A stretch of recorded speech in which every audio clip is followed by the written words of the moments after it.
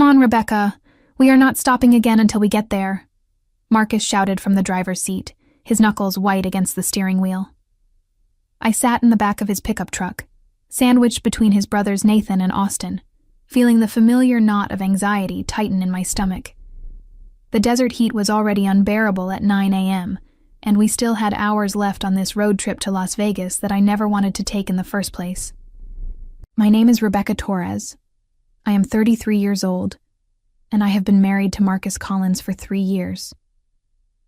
What started as a loving relationship had slowly transformed into something I barely recognized. Marcus worked as a junior accountant at a small firm in Phoenix, Arizona, while I had put my MBA studies on hold to support our household. His brothers Nathan and Austin were frequent visitors to our home, and together, the three of them had developed an increasingly cruel sense of humor that always seemed to target me as the punchline. "Seriously, Rebecca, you have the bladder of a toddler," Austin chimed in, elbowing me roughly in the ribs. "Maybe you should wear diapers next time we go somewhere." Nathan burst into laughter from my other side. That would actually be hilarious, can you imagine? I felt my cheeks burn with humiliation, but I forced myself to stay silent. Experience had taught me that defending myself only made their attacks worse. Marcus caught my eye in the rearview mirror, and for a moment, I hoped he might tell his brothers to back off. Instead, he just smirked and cranked up the radio volume. The truck hit a particularly rough patch of highway, and I bounced uncomfortably between the two men who seemed to take pleasure in making the journey as miserable as possible for me. Austin accidentally elbowed me again, harder this time, while Nathan spread his legs wider, forcing me into an even smaller space. When I tried to adjust my position, they both acted like I was the one being inconsiderate. "Look, there's a rest stop coming up," I said, pointing to the sign that read Barstow Rest Area, 2 miles. "Could we please stop? I really need to use the bathroom and I could stretch my legs." Marcus's eyes met mine again in the mirror, and something cold flickered across his face. "Fine," he said slowly, a strange smile playing at the corners of his mouth. "We will stop at Barstow. You can have all the time you need." Nathan and Austin exchanged a look that made my skin crawl, but I was too relieved at the prospect of getting out of the truck to pay much attention. I had no idea that this innocent request would be the catalyst for the most devastating and ultimately transformative day of my life. The rest stop appeared like a mirage in the desert, a small oasis of concrete and shade surrounded by endless stretches of barren land. As Marcus pulled into the parking area, I noticed how isolated the place was. Only 2 other vehicles were parked in the lot, and the nearest town seemed miles away in any direction. The heat shimmered off the asphalt in waves, making the distant mountains look like they were dancing. "Thank you," I said as I climbed out of the truck, grateful to escape the suffocating atmosphere inside. My legs were stiff from the cramped conditions, and I took a moment to stretch before heading toward the restroom facilities. "Take your time," Marcus called after me, that same strange smile still on his face. "We are not in any hurry." Nathan and Austin had gotten out as well, and were standing near the front of the truck, speaking in low voices. Every few seconds, one of them would glance in my direction and suppress a laugh. I felt that familiar chill of unease, but I pushed it aside. Maybe they were just planning another one of their harmless pranks. Maybe they would hide behind the building and jump out to scare me, or put something gross in my seat. I had endured worse from them before. The restroom was surprisingly clean for such a remote location, and I took a few extra minutes to splash cool water on my face and neck. The desert heat was already becoming oppressive, and I dreaded getting back into that truck for another several hours.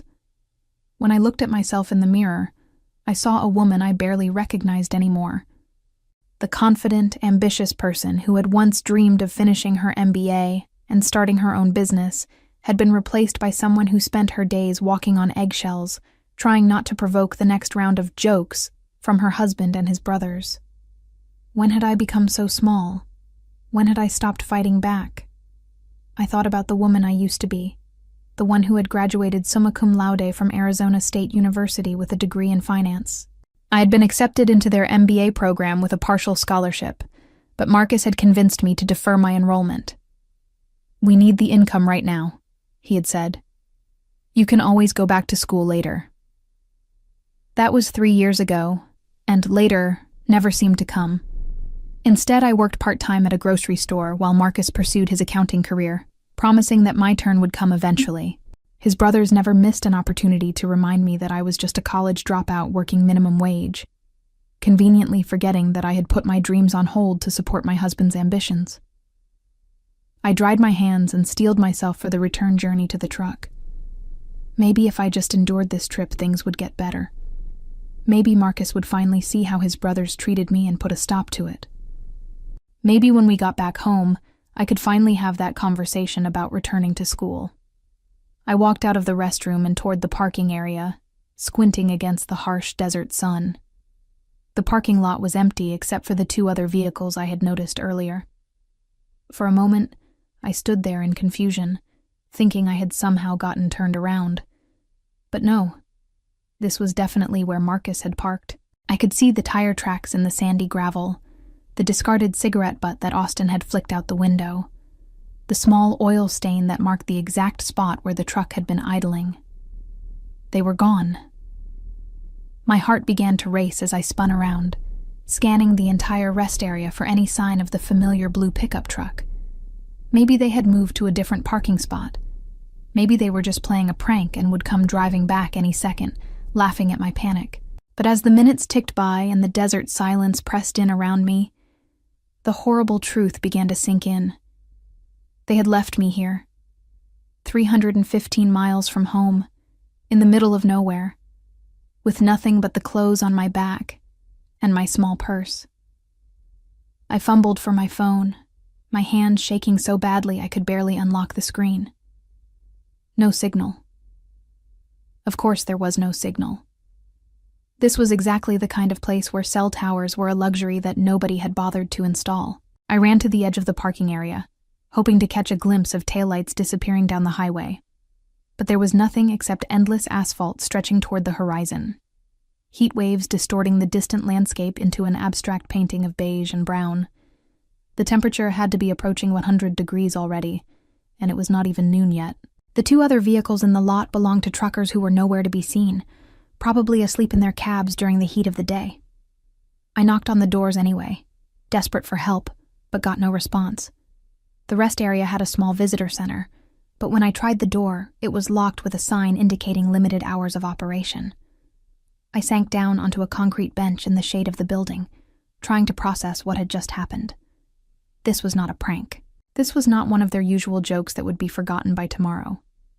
This was something else entirely, something cruel and calculated that I never would have believed Marcus capable of just a few hours ago.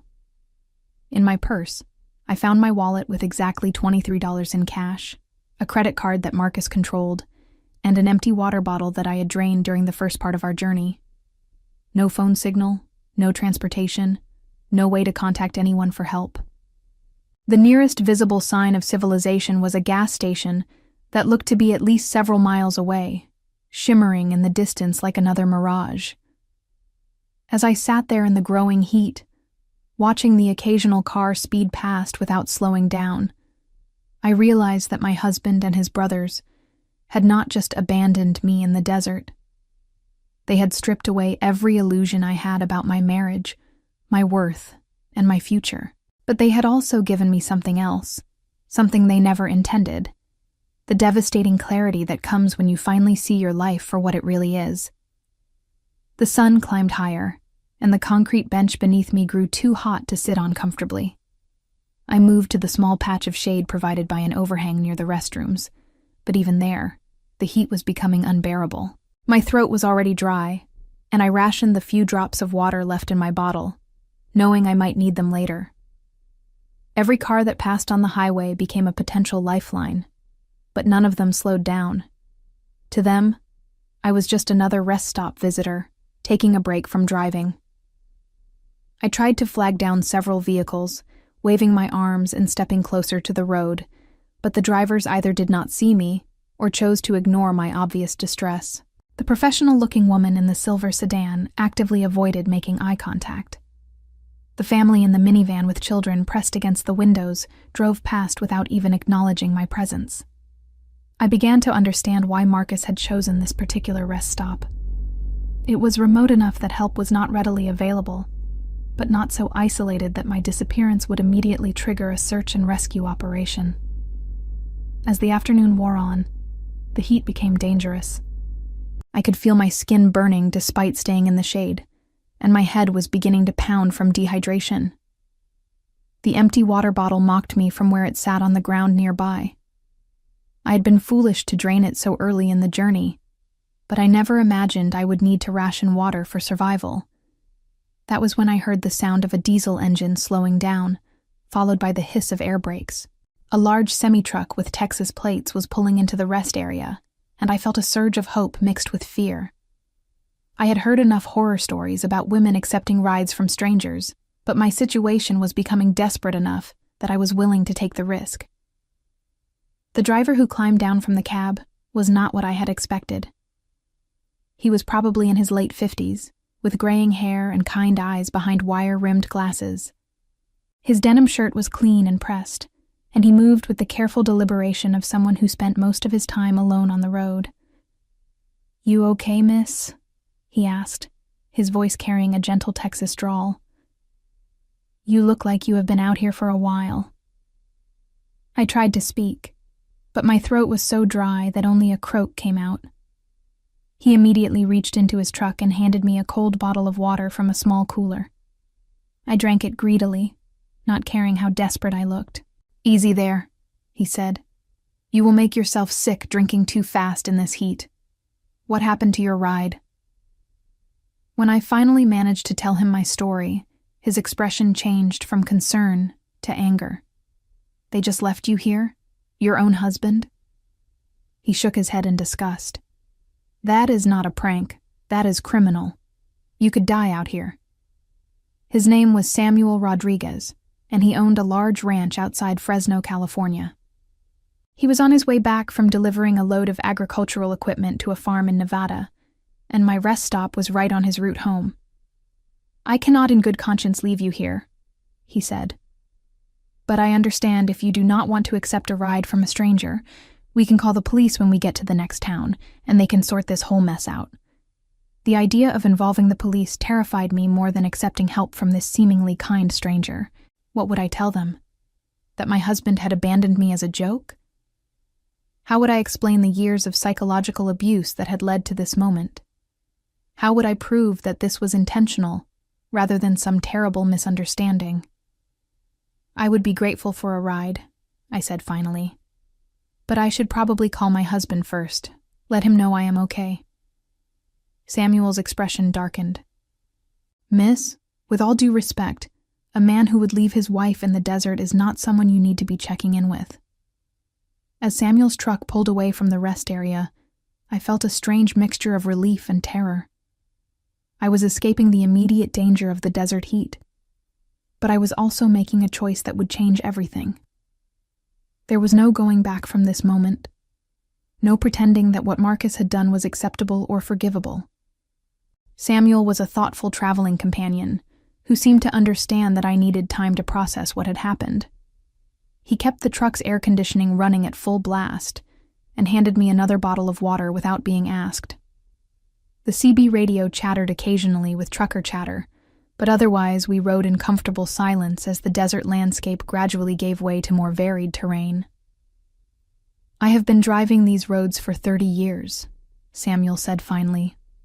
"Seen all kinds of people in all kinds of situations, but what your husband did to you, that is not normal behavior.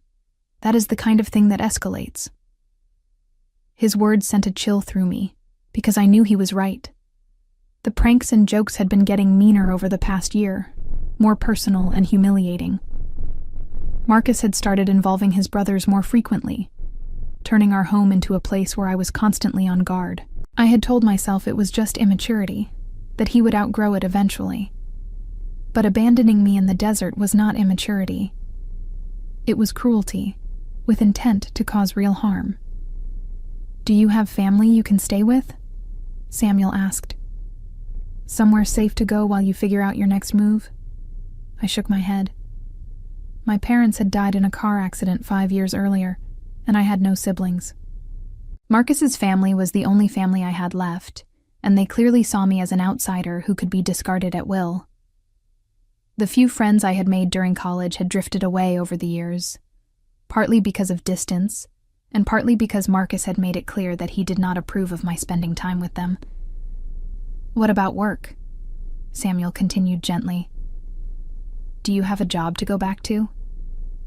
The question stung, because it highlighted just how dependent I had become. My part-time position at the grocery store barely covered my personal expenses, and Marcus had made sure that all our major financial accounts were in his name only. I had access to one credit card, but it had a low limit, and he monitored every purchase. I had no savings, no independent income, and no real marketable skills beyond an unfinished college degree. "I was studying finance before I got married," I said. "I had planned to finish my MBA, maybe start my own investment consulting business someday, but that was a long time ago." Samuel glanced over at me with interest. "Finance, huh? That is interesting.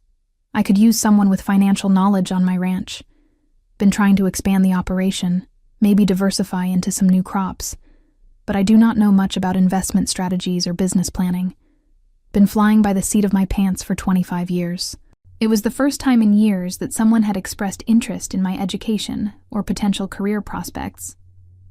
Marcus had dismissed my business ideas as unrealistic fantasies, and his brothers had openly mocked my academic achievements. But this stranger was talking to me like I might actually have something valuable to contribute. "I am probably pretty rusty," I said. "It has been 3 years since I was in school." "Knowledge like that does not just disappear," Samuel replied. "And sometimes a fresh perspective is exactly what a business needs. Tell you what, you help me figure out some of this financial planning stuff, and I will make sure you have a place to stay while you get back on your feet. Fair trade?" For the first time since watching Marcus drive away, I felt a glimmer of something that might have been hope. Samuel's ranch was unlike anything I had ever seen. Sprawling across several thousand acres of California's Central Valley, it was a masterpiece of agricultural engineering with irrigation systems, modern equipment, and fields of crops that stretched to the horizon. The main house was a large, comfortable adobe structure, surrounded by shade trees and flowering gardens that seemed almost magical after the barren desert I had just escaped. "This is incredible," I said, as we pulled up the long gravel driveway. "How long have you owned all this?" "Built it from nothing over the past 25 years, Samuel said with obvious pride. "Started with just 80 acres and a used tractor. But I'm not getting any younger, and I want to make sure the place can support itself for the long term. That is where you come in, if you are willing." He showed me to a small guest house behind the main residence, complete with its own kitchen, bathroom, and living area. It was modest but spotless, and after the events of the day, it felt like the most luxurious accommodation I could imagine. There was a phone on the kitchen counter, and Samuel gestured toward it. "If you want to call your husband, let him know you are safe. That is your business," he said. "But think carefully about what you want to say. Men like that, they have a way of talking women into giving them second chances they do not deserve." After Samuel left me alone, I stared at the phone for a long time. Part of me wanted to call Marcus immediately, to scream at him about what he had done and demand an explanation. But a larger part of me was afraid of what I might hear. Would he laugh about it? Would he claim it was just a joke that went too far? Would he somehow manage to make it my fault for not being able to take a joke? Instead, I called my part-time supervisor at the grocery store and told her I would not be coming in anymore. It was the first time in years that I had made a unilateral decision about my employment without consulting Marcus first. The act of quitting felt both terrifying and liberating. That evening, Samuel brought over a stack of financial documents and spread them across the dining table in the guest house. "I warned you I was flying by the seat of my pants," he said with a rueful smile. "These are 3 years of tax returns, profit and loss statements, and some investment portfolios that my old accountant set up before he retired." I need someone to make sense of it all and tell me where I should be putting my money. So, as I began reviewing the documents, I felt my dormant analytical skills awakening like muscles that had been asleep for too long. Samuel's ranch was profitable, but not nearly as profitable as it could be. His investment portfolio was conservative to the point of being stagnant, and he was missing dozens of opportunities for tax advantages and business expansion that were practically glaring off the pages at me. "You are sitting on a gold mine," I told him after 2 hours of review, "but you are barely scratching the surface of what this operation could become." Samuel leaned back in his chair and studied me with a thoughtful expression. "Show me," he said. I spent the next 3 hours outlining a comprehensive business plan that included crop diversification, strategic investments in agricultural technology, and a marketing strategy that would allow him to sell directly to high-end restaurants and organic food distributors. By the time we finished, Samuel was looking at me like I had just performed magic.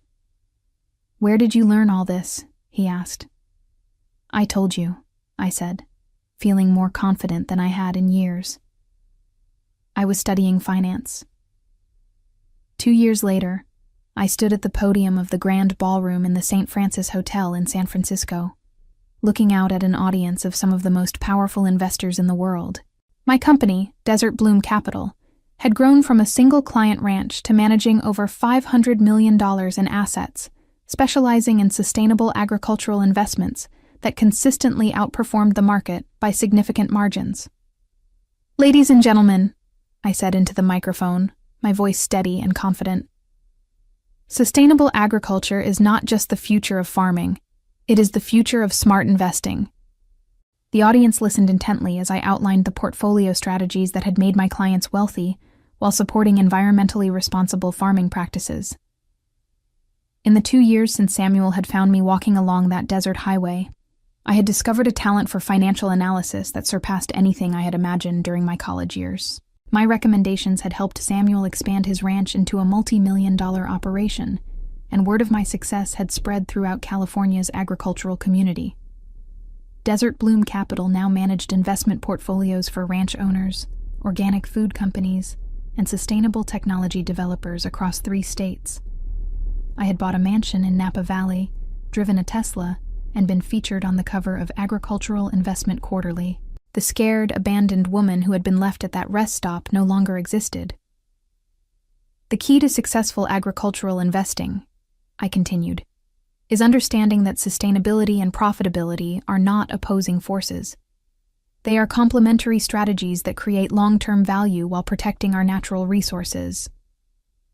I was halfway through explaining a particularly successful investment in water conservation technology when a commotion erupted near the back of the ballroom. Security guards were trying to stop someone from entering the restricted conference area, but the person was pushing past them with determination. "Rebecca!" a familiar voice shouted across the room. "This disappearing act ends now. You need to come home." The entire ballroom fell silent as Marcus pushed past the security guards and strode down the center aisle toward the stage. He looked older, thinner, and desperate in a way that would have once made me feel sorry for him. His clothes were wrinkled, his hair unkempt, and there was a wild look in his eyes that suggested he had been searching for me for a very long time. "You cannot just run away from your marriage," he shouted, pointing an accusing finger at me. "I have been looking for you for 2 years. Do you have any idea what you have put me through?" I paused my presentation and looked down at him calmly, feeling the eyes of 300 influential investors watching this confrontation unfold. These were people who controlled billions of dollars in assets, who had flown in from around the world to hear my market analysis, and who were now witnessing my husband's public meltdown. "Ladies and gentlemen," I said into the microphone, my voice carrying clearly throughout the ballroom, "I would like you to meet Marcus Collins. This is the man who abandoned me in the Barstow Desert 315 miles from home because he thought my dependence on him was amusing." The audience gasped audibly, and I could see several prominent investors exchanging shocked glances. Marcus's face went pale as he realized he had just interrupted a room full of some of the most powerful people in California's financial community. "You are embarrassing yourself," Marcus said. but his voice had lost its earlier confidence. "Come home and stop this ridiculous gold digger charade." James Whitfield, a billionaire investor I had been working with for 6 months, stood up from his front row seat. "Excuse me," he said, his voice dripping with disdain.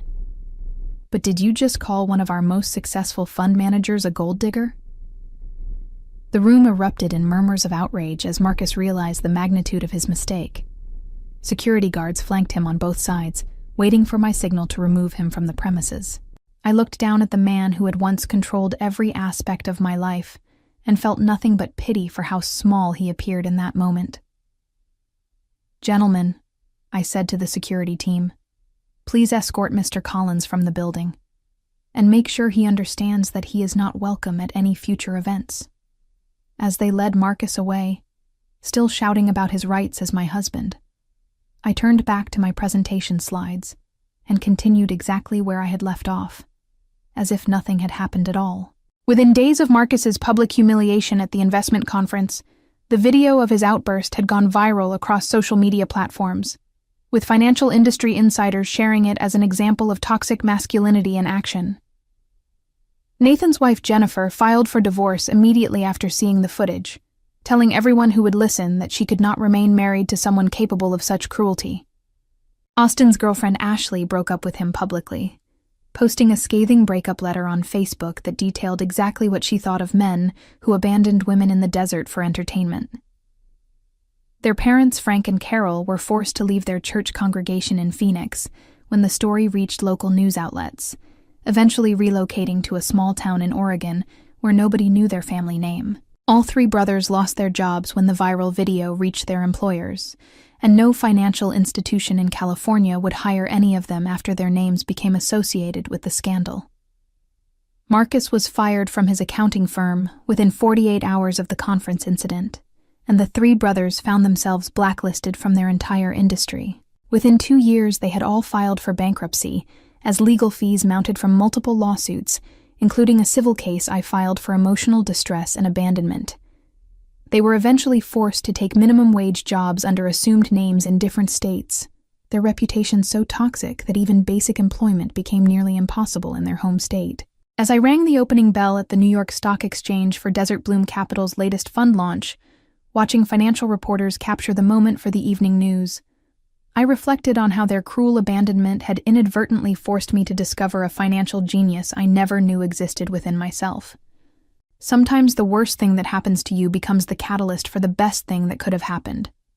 And I was grateful every day that Marcus had been foolish enough to show me exactly who he really was before I wasted any more years trying to please him.